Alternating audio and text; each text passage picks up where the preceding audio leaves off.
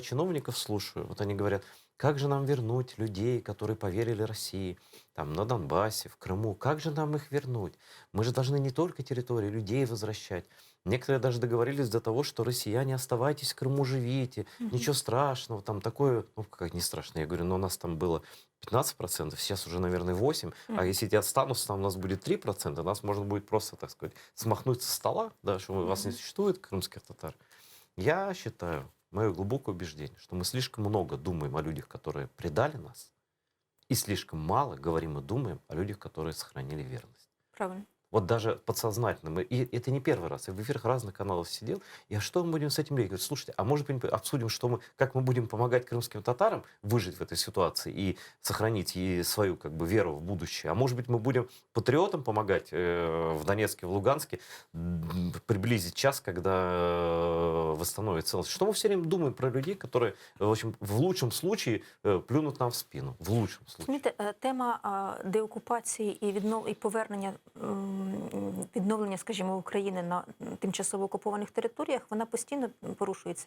І вона дуже багатьох людей цікавить. Де б ми не їхали, на кожній презентації приходять люди і завжди, рано чи пізно після книги, повертаються розмови до цих тем.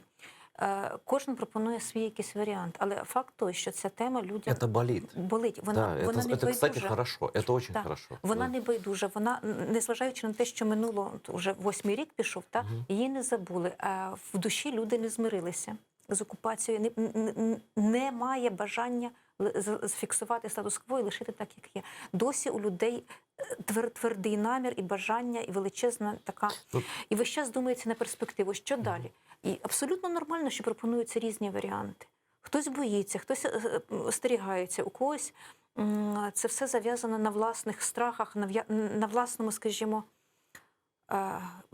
якщо бути до кінця об'єктивними, потрібно буде сказати, що дуже багато людей повірили пропаганді.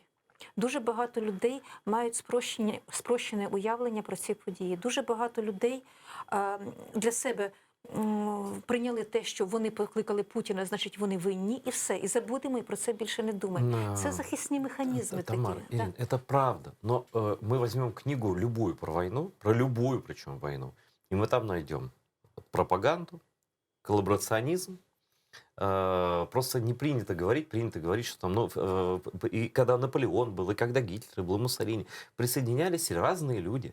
И их тоже дурманивали, кому-то что-то обещали, потом обманывали, потом это такая история, это вечная, тут ничего нового нет. Я особисто для себе вважаю, що після деокупації, незалежно від того, яким чином вона відбудеться, мирним шляхом переговорів, шляхом якихось поступок Росії, чи воєнним, чи комбінація буде, чи якась гібридна, це варіант, нас, звичайно, чекає ряд серйозних задач і викликів.